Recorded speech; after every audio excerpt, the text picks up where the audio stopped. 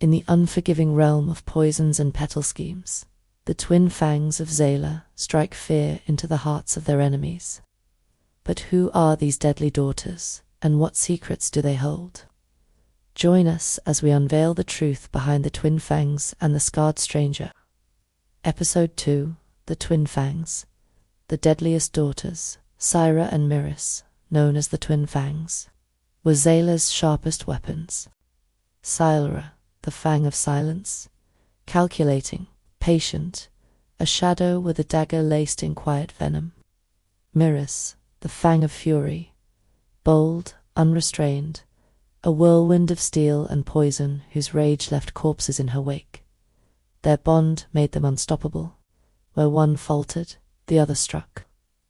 Their enemies often swore they fought two serpents coiled around the same heart. The campaign of venom.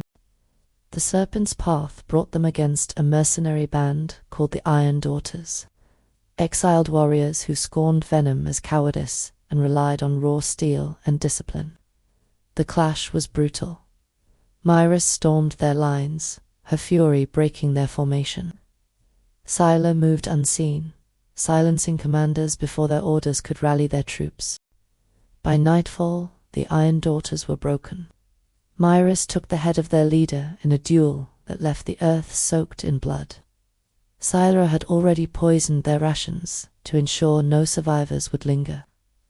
Among the defeated, one woman was spared, scarred, beaten, but unbroken. The scarred stranger. Her name was Caressa Byrne. Scars marked her face, but her eyes glared with defiance. She spat when offered venomless water and hissed. Steel is honest. Poison is for cowards.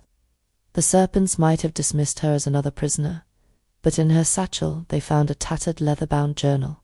The journal, Silra's breath caught when she touched it. She remembered the book.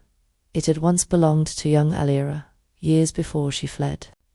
The serpent markings on its spine were the same. Inside were sketches and notes that matched her memory. Sword drills, jungle roots, half-prayers scrawled in a girl's hand. But one passage made their blood run cold. When the serpent coils thrice, the door shall open to its brood. This was no metaphor. It was the sacred phrase that unlocked the gates of their stronghold. A secret only the generals and Zayla herself should know. Myers erupted. How does she have this? Who betrayed us? Syra whispered doubt. Or she was given this, shaped to look like her, meant to divide us. Oren's voice trembled, heavy with venom and grief. If this is truly her hand, then she can still return. She can still choose us.